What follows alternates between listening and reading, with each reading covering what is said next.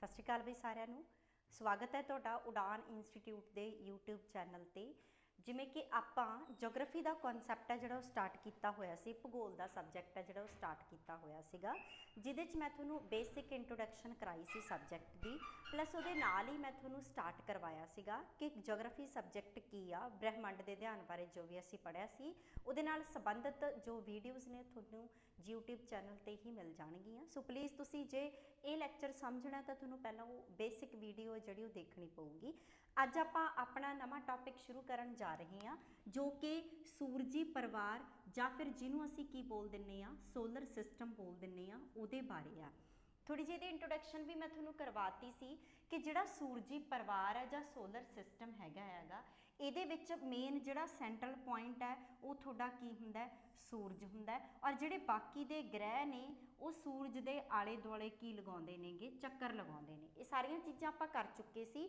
ਸਾਡੇ solar system ਦੇ total 8 planets ਨੇ, 8 ਗ੍ਰਹਿ ਨੇਗੇ ਜਿਹੜੇ ਕਿ ਸੀਕੁਐਂਸ ਵਾਈਜ਼ ਨੇ, ਬੁੱਧ, ਸ਼ੁੱਕਰ, ਧਰਤੀ, ਮੰਗਲ, ਬ੍ਰਹਿਸਪਤੀ, ਅਰੁਣ ਤੇ ਵਰੁਣ, ਸ਼ਨੀ, ਅਰੁਣ ਤੇ ਵਰੁਣ। ਠੀਕ ਹੈ, ਹੁਣ ਆਪਾਂ ਪੇਪਰ ਦੇ ਵਿੱਚ ਸਾਨੂੰ ਅਕਸਰ ਕੁਐਸਚਨ ਪੁੱਛੇ ਹੁੰਦੇ ਨੇ ਕਿ ਕਿਹੜਾ ਗ੍ਰਹਿ ਸਭ ਤੋਂ ਵੱਡਾ ਹੈ, ਕਿਹੜਾ ਗ੍ਰਹਿ ਛੋਟਾ ਹੈ, ਕਿਹੜਾ ਹਰਾ ਗ੍ਰਹਿ ਆ, ਕਿਹੜਾ ਨੀਲਾ ਗ੍ਰਹਿ ਆ। ਅਕਸਰ ਤੁਹਾਡੇ ਪੇਪਰਾਂ ਦੇ ਵਿੱਚ ਇਹੋ ਜਿਹੇ ਪ੍ਰਸ਼ਨ ਨੇ ਜਿਹੜੇ ਉਹ ਸਵਾਲ ਨੇ ਜਿਹੜੇ ਪੁੱਛੇ ਜਾਂਦੇ ਨੇ। ਅਸੀਂ ਅੱਜ ਉਹ ਸਾਰਾ ਕਨਸੈਪਟ ਕਰਾਂਗੇ ਜੋ ਕਿ ਗ੍ਰਹਿਾਂ ਦੀਆਂ ਵਿਸ਼ੇਸ਼ਤਾਵਾਂ ਦੇ ਬਾਰੇ ਦੇ ਵਿੱਚ ਹੋਊਗਾ ਕਿ ਕਿਹੜੇ ਗ੍ਰਹਿ ਨੂੰ ਕਿਹੜਾ ਗ੍ਰਹਿ ਜਾਂ ਕਿਹੜੇ ਗ੍ਰਹਿ ਨੂੰ ਕਿਹੜੇ ਨਾਮ ਨਾਲ ਜਾਣਿਆ ਜਾਂਦਾ ਵਾ। ਠੀਕ ਹੈ, ਇਹਦੇ 'ਚ ਆਪਾਂ ਨੇ ਸਭ ਤੋਂ ਪਹਿਲਾਂ ਲਾਸਟ ਵਾਲੇ ਲੈਕਚਰ ਦੇ ਵਿੱਚ ਆਪਾਂ ਨੇ ਕਵਰ ਕੀਤਾ ਸੀਗਾ ਸੂਰਜ ਦੇ ਬਾਰੇ ਦੇ ਵਿੱਚ, ਜੋ ਵੀ ਸਾਡਾ ਸਨ ਹੈ ਉਹਦੀਆਂ ਪ੍ਰੋਪਰਟੀਜ਼ ਨੇ, ਕਿਹੜੀਆਂ ਉਹਦੀਆਂ ਗੈਸਾਂ ਨੇ, ਜਿਹੜੇ ਵੀ ਕੁਐਸਚਨਸ ਤੁਹਾਨੂੰ ਪੇਪਰ 'ਚ ਆਉਂਦੇ ਨੇ ਉਹਨਾਂ ਬਾਰੇ ਆਪਾਂ ਡਿਸਕਸ ਕਰ ਚੁੱਕੇ ਸੀ। ਅੱਜ ਆਪਾਂ ਸਮਾਂ ਨਾ ਜ਼ਿਆਦਾ ਬਰਬਾਦ ਕਰਦੇ ਹੋਏ ਜੇ ਆਪਾਂ ਆਪਣੇ ਪਹਿਲੇ ਪਲੈਨਟ ਤੋਂ ਸ਼ੁਰੂ ਕਰਦੇ ਹਾਂ, ਪਹਿਲੇ ਗ੍ਰਹਿ ਤੋਂ ਸ਼ੁਰੂ ਕਰਦੇ ਹਾਂ, ਜਿਹੜਾ ਕੀ ਹੈ ਜੀ ਬੁੱਧ ਆ, ਜਿਹੜਾ ਕੀ ਹੈਗਾ ਮਰਕਰੀ ਆ, ਹੈ ਨਾ। ਇੱਕ ਮੈਂ ਡਾਇਗਰਾਮ ਵੀ ਤੁਹਾਨੂੰ ਬਣਾ ਕੇ ਦਿੱਤਾ ਸੀ, ਜਿਵੇਂ ਕਿ ਇਹ ਸਨ ਹੈ, ਇਹਦੇ ਆਲੇ ਦੁਆਲੇ ਪਲੈਨਟਸ ਨੇ ਜਿਹੜੇ ਉਹ ਕੀ ਕਰਦੇ ਨੇ, ਰੋਟੇਟ ਕਰਦੇ ਨੇਗੇ। ਜਿਹੜਾ ਸਾਡੇ ਪਹਿਲਾ ਪਲੈਨਟ ਹੈ ਉਹਨੂੰ ਅਸੀਂ ਕੀ ਬੋਲਦੇ ਹਾਂ, ਬੁੱਧ। ਅੱਜ ਅਸੀਂ ਬੁੱਧ ਤੋਂ ਹੀ ਪੜ੍ਹਨਾ ਸ਼ੁਰੂ ਕਰਾਂਗੇ।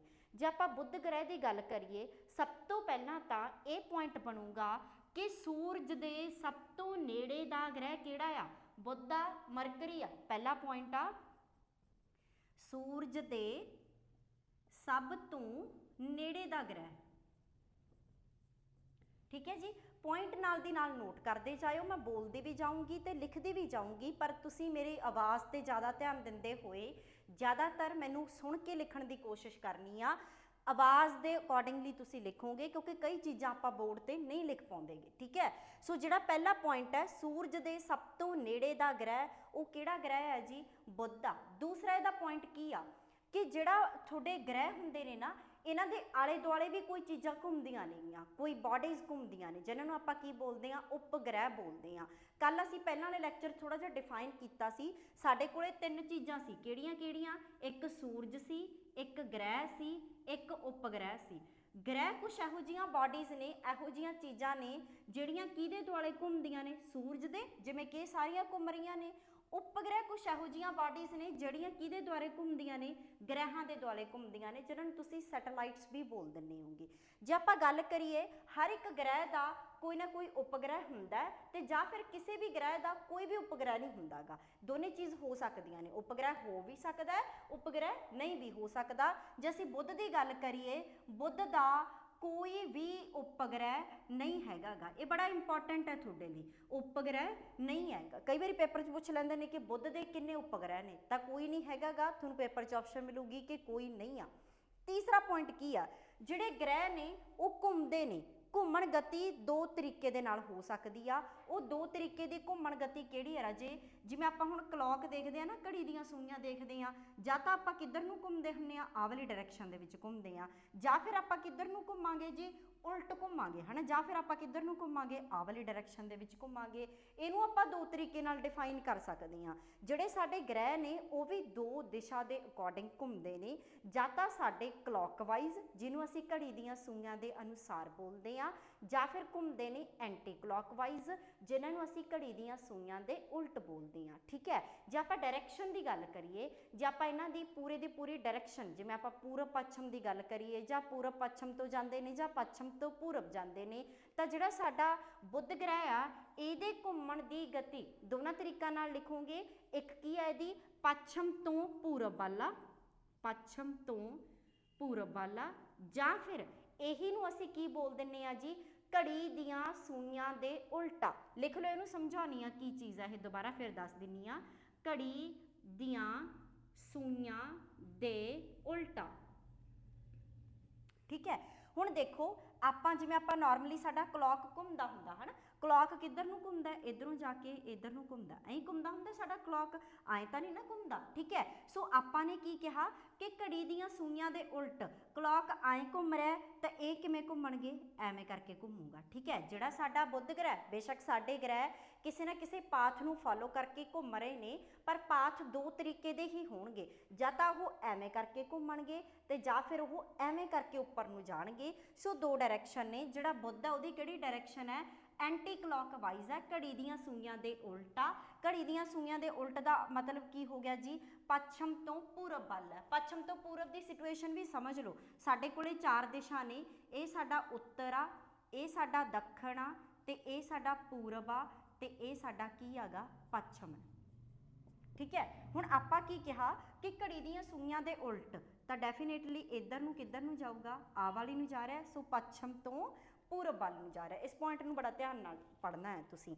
ਅਗਲਾ ਪੁਆਇੰਟ ਇਹਦੇ 'ਚ ਕੀ ਹੁੰਦਾ ਹੈ, ਜਦੋਂ ਅਸੀਂ ਗ੍ਰਹਿਾਂ ਬਾਰੇ ਡਿਸਕਸ ਕਰਦੇ ਹਾਂ ਤਾਂ ਗ੍ਰਹਿ ਦੋ ਤਰੀਕੇ ਦੇ ਨਾਲ ਜਿਹੜੀ ਆਪਣੀ ਰੋਟੇਸ਼ਨ ਹੈ ਜਾਂ ਰੈਵੋਲਿਊਸ਼ਨ ਉਹ ਰੱਖਦੇ ਨੇ।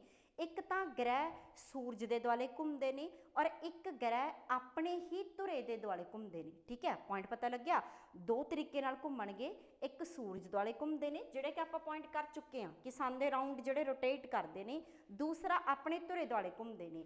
ਬਾਕੀ ਗ੍ਰਹਿਾਂ ਵਾਲੇ ਤਾਂ ਨਹੀਂ, ਤੁਸੀਂ ਧਰਤੀ ਵਾਲੇ ਪੁਆਇੰਟ ਜ਼ਰੂਰ ਪੜ੍ਹਿਆ ਜਾਂ ਸੁਣਿਆ ਹੋਊਗਾ ਕਿ ਧਰਤੀ ਆਪਣੇ ਧੁਰੇ ਦੁਆਲੇ ਵੀ ਘੁੰਮਦੀ ਆ ਔਰ ਧਰਤੀ ਸੂਰਜ ਦੁਆਲੇ ਵੀ ਘੁੰਮਦੀ ਹੈ। ਇਹ ਦੋਨਾਂ ਟਰਮਸ ਨੂੰ, ਜਦੋਂ ਗ੍ਰਹਿ ਆਪਣੇ ਧੁਰੇ ਦੁਆਲੇ ਘੁੰਮਣਗੇ ਤੇ ਜਦੋਂ ਸੂਰਜ ਦੁਆਲੇ ਘੁੰਮਣਗੇ, ਇਹਨਾਂ ਨੂੰ ਅਸੀਂ ਦੋ ਟਰਮਸ ਦੇ ਨਾਲ ਡਿਫਾਈਨ ਕਰਦੇ ਹਾਂ। ਕਿਹੜੀਆਂ ਕਿਹੜੀਆਂ ਦੋ ਟਰਮਸ ਨੇ ਰਾਜੇ, ਇੱਕ ਹੈਗਾ ਤੁਹਾਡਾ ਵਾਰਸ਼ਿਕ ਗਤੀ ਤੇ ਇੱਕ ਹੈਗਾ ਜੀ ਤੁਹਾਡੀ ਦੈਨਿਕ ਗਤੀ, ਹੈ ਨਾ। ਇਹਨਾਂ ਨੂੰ ਮੈਂ ਇਹਨਾਂ ਦੀ ਡੈਫੀਨੇਸ਼ਨ ਕਿਹਦੇ ਅਕੋਰਡਿੰਗਲੀ ਲਿਖਾਉਂਗੀ, ਤੁਹਾਨੂੰ ਅਰਥ ਦੇ ਅਕੋਰਡਿੰਗਲੀ ਲਿਖਾਉਂਗੀ, ਕਿਉਂਕਿ ਸਾਨੂੰ ਜਿਹੜੀ ਵਾਰਸ਼ਿਕ ਗਤੀ ਤੇ ਦੈਨਿਕ ਗਤੀ ਦਾ ਘੁੰਮਣਾ ਉਹ ਕਿਹਦੇ ਮੁਤਾਬਕ ਪਤਾ ਹੈ, ਧਰਤੀ ਦੇ ਮੁਤਾਬਕ ਪਤਾ ਹੈ। ਜਿਵੇਂ ਮੈਂ ਹੁਣੇ ਦੱਸ ਕੇ ਹਟੀ ਹਾਂ ਕਿ ਜਦੋਂ ਧਰਤੀ ਆਪਣੇ ਧੁਰੇ ਦੇ ਦੁਆਲੇ ਘੁੰਮਦੀ ਹੈ, ਉਹ ਚੱਕਰ ਕਿੰਨੇ ਟਾਈਮ 'ਚ ਪੂਰਾ ਕਰ ਲੈਂਦੀ ਹੈ, 24 ਘੰਟਿਆਂ ਦੇ ਵਿੱਚ, ਜਿਹਦੇ ਨਾਲ ਸਾਡੇ ਕੀ ਬਣਦੇ ਨੇ, ਦਿਨ ਤੇ ਰਾਤ ਬਣਦੇ ਨੇ। ਜਿਵੇਂ ਆਪਾਂ ਦੇਖਦੇ ਹਾਂ ਕਿ 12 ਘੰਟਿਆਂ ਦਾ ਦਿਨ ਹੁੰਦਾ ਹੈ ਔਰ 12 ਘੰਟਿਆਂ ਦੀ ਕੀ ਹੁੰਦੀ ਹੈ, ਰਾਤ ਹੁੰਦੀ ਹੈ। ਇਹਨੂੰ ਕੀ ਬੋਲਦੇ ਆ, ਦੈਨਿਕ ਗਤੀ। ਔਰ ਇਸ ਟਾਈਮ ਹੋ ਕੀ ਰਿਹਾ ਹੁੰਦਾ ਹੈ, ਧਰਤੀ ਆਪਣੇ ਧੁਰੇ ਦੇ ਦੁਆਲੇ ਘੁੰਮ ਰਹੀ ਹੁੰਦੀ ਆ। ਜਿਹੜਾ ਵੀ ਪਾਸਾ ਧਰਤੀ ਦਾ ਘੁੰਮਦੇ ਘੁੰਮਦੇ ਸੂਰਜ ਵੱਲ ਨੂੰ ਹੋ ਜਾਂਦਾ ਹੈ, ਉੱਥੇ ਦਿਨ ਹੁੰਦਾ ਹੈ। ਦਿਨ ਫਿਰ ਰੋਟੇਟ ਕਰਦੀ ਜਿਵੇਂ ਹੁਣ ਸੂਰਜ ਵੱਲ ਹੋਇਆ ਦੁਪਹਿਰ ਦੇ ਬਿਲਕੁਲ 12, ਜਮਾ ਸੂਰਜ ਦੇ ਫਰੰਟ ਤੇ ਉਹ ਪਾਸਾ, ਫਿਰ ਹਟਦੀ ਸ਼ਾਮ ਤੱਕ ਕੀ ਹੋ ਜਾਂਦੀ ਆ, ਢਲਣਾ ਇੱਧਰ ਨੂੰ ਆ ਜਾਂਦੀ ਹੈ। ਔਰ ਸਾਡਾ ਜਿਹੜਾ ਦਿਨ ਹੈ ਉਹ ਢਲਣ ਲੱਗ ਜਾਂਦਾ ਹੈ, ਰਾਤ ਹੋ ਜਾਂਦੀ ਹੈ। ਰਾਤ ਨੂੰ ਵੀ ਸੇਮ ਹੁੰਦਾ ਹੈ, ਸਰਕਲ ਪੂਰਾ ਕਰਦੀ ਸੂਰਜ ਦੇ ਫਰੰਟ ਤੇ ਆ ਜਾਂਦੀ ਹੈ। ਐਵੇਂ ਕਰਕੇ ਸਰਕਲ ਚੱਲਦਾ ਰਹਿੰਦਾ ਹੈ। ਸੋ ਜੇ ਆਪਾਂ ਦੈਨਿਕ ਗਤੀ ਦੀ ਗੱਲ ਕਰੀਏ, ਦੈਨਿਕ ਗਤੀ ਦਾ ਮਤਲਬ ਹੈ ਜਦੋਂ ਗ੍ਰਹਿ ਆਪਣੇ ਹੀ ਧੁਰੇ ਦੁਆਲੇ ਘੁੰਮਦੇ ਨੇ, ਆਪਣੇ ਹੀ ਧੁਰੇ ਦੁਆਲੇ ਘੁੰਮਦੇ ਨੇ, ਉਦੋਂ ਕੀ ਹੁੰਦਾ ਜੀ, ਦਿਨ ਤੇ ਰਾਤ ਬਣਦੇ ਨੇ, ਜਿਹਨੂੰ ਆਪਾਂ ਕੀ ਬੋਲਦੇ ਹਾਂ, ਦੈਨਿਕ ਗਤੀ ਬੋਲਦੇ ਹਾਂ। ਦੂਸਰਾ ਪੁਆਇੰਟ ਹੈ ਵਾਰਸ਼ਿਕ ਗਤੀ। ਵਾਰਸ਼ਿਕ ਗਤੀ ਦਾ ਮਤਲਬ ਹੈ ਕਿ ਜਦੋਂ ਕੋਈ ਵੀ ਗ੍ਰਹਿ ਸੂਰਜ ਦੇ ਦੁਆਲੇ ਚੱਕਰ ਲਾਉਂਦਾ ਆ, ਤਾਂ ਉਦੋਂ ਉਹਨੂੰ ਅਸੀਂ ਕੰਡੀਸ਼ਨ ਨੂੰ ਕੀ ਬੋਲਾਂਗੇ, ਵਾਰਸ਼ਿਕ ਗਤੀ ਬੋਲਾਂਗੇ। ਇਹਨੂੰ ਅਸੀਂ ਕਿਵੇਂ ਲਿਖ ਸਕਦੇ ਹਾਂ, ਜਦੋਂ ਕੋਈ ਵੀ ਗ੍ਰਹਿ ਕਿਹਦੇ ਦੁਆਲੇ ਚੱਕਰ ਲਾਉਂਦਾ ਹੈਗਾ, ਸੂਰਜ ਦੁਆਲੇ ਚੱਕਰ ਲਗਾਉਂਦਾ। ਡੈਫੀਨੇਸ਼ਨਸ ਬੜੀਆਂ ਤੁਹਾਨੂੰ ਪੇਪਰ 'ਚ ਪੁੱਛੀਆਂ ਜਾਂਦੀਆਂ ਨੇ, ਵਾਰਸ਼ਿਕ ਗਤੀ ਕੀ ਆ, ਦੈਨਿਕ ਗਤੀ ਕੀ ਆ, ਧਰਤੀ ਦੀ ਵਾਰਸ਼ਿਕ ਗਤੀ ਕਿੰਨੀ ਹੁੰਦੀ ਆ, ਬੁੱਧ ਗ੍ਰਹਿ ਦੀ ਦੈਨਿਕ ਗਤੀ ਕਿੰਨੀ ਹੁੰਦੀ ਆ, ਹੈ ਨਾ। ਉਸ ਤਰੀਕੇ ਨਾਲ ਕੁਐਸਚਨ ਪੁੱਛੇ ਜਾਣਗੇ ਤੁਹਾਨੂੰ। ਪਹਿਲਾਂ ਤਾਂ ਆਪਾਂ ਨੂੰ ਇਹਨਾਂ ਦੀ ਡੈਫੀਨੇਸ਼ਨ, ਪਰਿਭਾਸ਼ਾ ਕਲੀਅਰ ਹੋਣੀ ਬੜੀ ਜ਼ਰੂਰੀ ਆ। ਵਾਰਸ਼ਿਕ ਗਤੀ ਦਾ ਮਤਲਬ ਕੋਈ ਵੀ ਗ੍ਰਹਿ ਸੂਰਜ ਦੁਆਲੇ ਘੁੰਮਦਾ ਹੈ, ਉਹਨੂੰ ਅਸੀਂ ਕੀ ਬੋਲਦੇ ਹਾਂ, ਵਾਰਸ਼ਿਕ ਗਤੀ। ਔਰ ਵਾਰਸ਼ਿਕ ਗਤੀ ਨਾਲ ਸਾਡੇ ਕੀ ਬਣਦੇ ਨੇ, ਸੀਜ਼ਨਸ ਬਣਦੇ ਨੇ, ਸਾਡੀਆਂ ਰੁੱਤਾਂ ਬਣਦੀਆਂ ਨੇ, ਜਿਵੇਂ ਕਿ ਸਾਡੀ ਗਰਮੀ ਦੀ ਰੁੱਤ ਹੋ ਗਈ, ਸਾਡੀ ਸਰਦੀ ਦੀ ਰੁੱਤ ਹੋ ਗਈ, ਜਿਵੇਂ ਕਿ ਹੁਣ ਬਹਾਰ ਦੀ ਰੁੱਤ ਚੱਲ ਰਹੀ ਹੈ, ਫਿਰ ਪਤਝੜ ਦੀ ਰੁੱਤ ਆਊਗੀ। ਇਹ ਰੁੱਤਾਂ ਕਿਵੇਂ ਬਣਦੀਆਂ ਨੇ? ਵਾਰਸ਼ਿਕ ਗਤੀ ਕਰਕੇ ਹੀ ਬਣਦੀਆਂ ਨੇ। ਠੀਕ ਹੈ ਜੀ, ਦੋਨਾਂ ਦੀ ਡੈਫੀਨੇਸ਼ਨ ਲਿਖ ਲਿਓ। ਕਿਉਂ ਜ਼ਰੂਰੀ ਆ? ਮੈਂ ਹਰ ਇੱਕ ਗ੍ਰਹਿ ਜਦੋਂ ਤੁਹਾਨੂੰ ਕਵਰ ਕਰਾਉਂਗੀ, ਜਿਵੇਂ ਕਿ ਇੱਥੇ ਆਪਾਂ ਕਿਹਨੂੰ ਕਵਰ ਕਰ ਰਹੇ ਹਾਂ? ਬੁੱਧ ਨੂੰ ਕਵਰ ਕਰ ਰਹੇ ਹਾਂ। ਬੁੱਧ ਦੀ ਆਪਾਂ ਕੀ ਲਿਖਾਂਗੇ? ਵਾਰਸ਼ਿਕ ਗਤੀ ਵੀ ਲਿਖਾਂਗੇ, ਤੇ ਬੁੱਧ ਦੀ ਕੀ ਲਿਖਾਂਗੇ ਆਪਾਂ? ਦੈਨਿਕ ਗਤੀ ਵੀ ਕੀ ਲਿਖਾਂਗੇ ਕਿ ਬੁੱਧ ਗ੍ਰਹਿ ਦੇ ਉੱਪਰ ਦਿਨ ਕਿੰਨੇ ਟਾਈਮ ਦੇ ਹੁੰਦੇ ਨੇ, ਔਰ ਬੁੱਧ ਗ੍ਰਹਿ ਦੇ ਉੱਪਰ ਸਾਲ ਰੁੱਤਾਂ ਕਿੰਨੇ ਟਾਈਮ ਦੀਆਂ ਹੁੰਦੀਆਂ ਨੇ। ਠੀਕ ਹੈ, ਇਹ ਪੁਆਇੰਟ ਨੋਟ ਕਰ ਲਿਓ। ਅੱਗੇ ਚੱਲਦੇ ਹਾਂ ਆਪਾਂ ਨੂੰ ਹੁਣ ਜ਼ਰੂਰਤ ਹੈ ਡਾਇਰੈਕਟ ਕੁਐਸਚਨ ਦੀ ਕਿ ਜਿਹੜਾ ਬੁੱਧ ਗ੍ਰਹਿ ਹੈ ਉਹਦੀ ਦੈਨਿਕ ਗਤੀ ਕਿੰਨੀ ਆ ਔਰ ਬੁੱਧ ਗ੍ਰਹਿ ਦੀ ਵਾਰਸ਼ਿਕ ਗਤੀ ਕਿੰਨੀ ਆ। ਜੇ ਆਪਾਂ ਗੱਲ ਕਰੀਏ ਬੁੱਧ ਦੀ ਦੈਨਿਕ ਗਤੀ ਦੀ, ਹੁਣ ਦੇਖੋ ਜਿਹੜੀ ਵੀ ਮੈਂ ਤੁਹਾਨੂੰ ਇੱਥੇ ਲਿਖਾਉਂਗੀ ਨਾ, ਬੇਸ਼ੱਕ ਮੈਂ ਦੈਨਿਕ ਗਤੀ ਕਿਸੇ ਵੀ ਪਲੈਨਟ ਦੀ, ਕਿਸੇ ਵੀ ਗ੍ਰਹਿ ਦੀ ਲਿਖਾ ਰਹੀ ਹਾਂ, ਉਹ ਮੈਂ ਹਮੇਸ਼ਾ ਕਿਹਦੇ ਅਕੋਰਡਿੰਗ ਲਿਖਾਂਗੇ? ਆਪਾਂ ਧਰਤੀ ਦੇ ਅਕੋਰਡਿੰਗ। ਜਿਵੇਂ ਆਪਾਂ ਨੂੰ ਪਤਾ, ਆਪਾਂ ਨੂੰ ਅਰਥ ਦਾ ਤਾਂ ਐਨਾਲਾਈਜ਼ਿੰਗ ਹੈਗੀ ਆ ਕਿ ਇੱਥੇ 24 ਘੰਟਿਆਂ ਦਾ ਇੱਕ ਦਿਨ ਹੁੰਦਾ ਜਾਂ ਇੰਨੇ ਘੰਟਿਆਂ ਦੀ ਰਾਤ ਹੁੰਦੀ ਆ, ਹੈ ਨਾ, ਤਾਂ ਆਪਾਂ ਉਹਦੇ ਅਕੋਰਡਿੰਗ ਕਰਾਂਗੇ। ਜੇ ਆਪਾਂ ਹੁਣ ਬੁੱਧ ਗ੍ਰਹਿ ਦੀ ਗੱਲ ਕਰੀਏ ਤਾਂ ਬੁੱਧ ਗ੍ਰਹਿ ਦੀ ਜਿਹੜੀ ਦੈਨਿਕ ਗਤੀ ਆ ਉਹ ਕਿੰਨੀ ਹੁੰਦੀ ਹੈ? 58.65 ਦਿਨਾਂ ਦੀ ਹੁੰਦੀ ਆ। ਹੁਣ ਇਹਦਾ ਕੀ ਮਤਲਬ ਹੈ ਰਾਜੇ? ਹੁਣ ਸਾਡੀ ਧਰਤੀ ਦੀ ਦੈਨਿਕ ਗਤੀ ਕਿੰਨੀ ਹੁੰਦੀ ਹੈ? ਤੁਸੀਂ ਇਸ ਚੀਜ਼ ਨੂੰ ਸਮਝੋ। ਸਾਡੀ ਧਰਤੀ ਦੀ ਦੈਨਿਕ ਗਤੀ, ਇੱਕ ਧਰਤੀ ਇੱਕ ਜਿਹੜਾ ਸਰਕਲ ਹੈ ਕਿੰਨੇ ਟਾਈਮ 'ਚ ਪੂਰਾ ਕਰਦੀ ਹੈ? 24 ਘੰਟਿਆਂ 'ਚ ਪੂਰਾ ਕਰਦੀ ਹੈ ਨਾ, 24 ਆਵਰਸ ਹੁੰਦੇ ਨੇਗੇ। ਪਰ ਸਾਡੀ ਧਰਤੀ ਦੇ ਉੱਪਰ ਕਿੰਨੇ ਦਿਨ ਹੋਣਗੇ? 58.65 ਡੇਜ਼, ਦਿਨਾਂ ਦੀ। ਤੇ ਬੁੱਧ ਤੇ ਸਿਰਫ ਕੀ ਹੋਣਗੇ ਜੀ? ਦਿਨ ਤੇ ਰਾਤ, ਮਤਲਬ 24 ਘੰਟਿਆਂ ਦੇ ਬਰਾਬਰ ਵਾਲਾ ਕੰਮ ਹੋਊਗਾ ਆਪਣੇ। ਇੱਕ ਪੁਆਇੰਟ ਪਤਾ ਲੱਗਿਆ?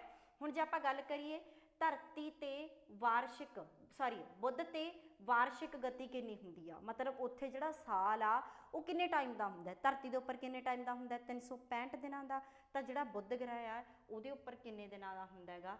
88 ਦਿਨਾਂ ਦਾ। ਇਹ ਦੋਨੇ ਪੁਆਇੰਟ ਤੁਹਾਡੇ ਲਈ ਜ਼ਰੂਰੀ ਨੇ, ਬੁੱਧ ਤੇ ਵਾਰਸ਼ਿਕ ਗਤੀ ਔਰ ਬੁੱਧ ਤੇ ਦੈਨਿਕ ਗਤੀ ਕਿੰਨੀ ਹੁੰਦੀ ਹੈ। ਪੰਜਾਬ ਦੇ ਪੇਪਰਾਂ 'ਚ PS ਟੈਟ ਵਾਲਿਆਂ ਨੂੰ ਤਾਂ ਅਕਸਰ ਇਹ ਕੁਐਸਚਨ ਪ੍ਰੀਵੀਅਸ ਈਅਰ ਤੁਸੀਂ ਪਿਕ ਕਰਕੇ ਦੇਖ ਲਿਓ, ਮਿਲਦਾ ਹੀ ਮਿਲਦਾ ਆ। ਠੀਕ ਹੈ, 4 ਪੁਆਇੰਟ ਹੋ ਗਏ ਸਾਡੇ ਕੋਲੇ। ਔਰ ਤੀਸਰਾ ਪੁਆਇੰਟ, ਜਿਹੜਾ ਅਗਲਾ ਪੁਆਇੰਟ ਇੰਪੋਰਟੈਂਟ ਆ, ਕਿ ਜਿਹੜਾ ਬੁੱਧ ਗ੍ਰਹਿ ਹੈ ਨਾ, ਇਹ ਬੇਸ਼ੱਕ ਸੂਰਜ ਦੇ ਸਭ ਤੋਂ ਨੇੜੇ ਦਾ ਗ੍ਰਹਿ ਆ, ਔਰ ਇੱਕ ਗੱਲ ਹੋਰ ਲਿਖ ਲਓ ਕਿ ਸਭ ਤੋਂ ਛੋਟਾ ਗ੍ਰਹਿ ਵੀ ਆ। ਜੇ ਆਪਾਂ ਦੇਖੀਏ ਬੁੱਧ ਹੈ ਜਿਹੜਾ ਉਹ ਸਭ ਤੋਂ ਛੋਟਾ ਗ੍ਰਹਿ ਵੀ ਹੈ। ਕਈ ਵਾਰੀ ਸਾਡੇ ਦਿਮਾਗ ਦੇ ਵਿੱਚ ਹੁੰਦਾ, ਪੇਪਰ ਦੇ ਵਿੱਚ ਸਾਨੂੰ ਕੁਐਸਚਨ ਆ ਜਾਂਦਾ ਕਿ ਸਭ ਤੋਂ ਗਰਮ ਗ੍ਰਹਿ ਕਿਹੜਾ ਹੈ। ਅਸੀਂ ਸਾਰੇ ਜਣੇ ਭੱਜ ਕੇ ਨਾ ਬੁੱਧ ਨੂੰ ਟਿਕ ਕਰ ਦਿੰਦੇ ਹਾਂ। ਸਾਨੂੰ ਲੱਗਦਾ ਕਿ ਜਿਹੜਾ ਗ੍ਰਹਿ ਕਿਹਦੇ ਨੇੜੇ ਹੋਊਗਾ? ਸੂਰਜ ਦੇ ਨੇੜੇ ਹੋਊਗਾ, ਉਹ ਕੀ ਹੋਊਗਾ? ਸਭ ਤੋਂ ਗਰਮ ਹੋਊਗਾ। ਪਰ ਇਹੋ ਜਿਹਾ ਕੁਝ ਨਹੀਂ ਹੁੰਦਾ ਗਾ। ਹਰੇਕ ਗ੍ਰਹਿ ਦੇ ਨੇੜੇ ਹੋਣਾ ਇੱਕ ਜ਼ਰੂਰ ਮੈਟਰ ਕਰਦਾ, ਪਰ ਉਹਦੇ ਉੱਪਰ ਗੈਸਸ ਦੀਆਂ ਕਿਹੋ ਜਿਹੀਆਂ ਕੰਡੀਸ਼ਨਸ ਨੇ, ਕਿਹੜੇ ਟਾਈਪ ਦੀਆਂ ਗੈਸਾਂ ਪਾਈਆਂ ਜਾਂਦੀਆਂ, ਉਹਦੇ ਅਕੋਰਡਿੰਗ ਵੀ ਉਹਦੀ ਹੌਟਨੈਸ ਹੁੰਦੀ ਹੈਗੀ।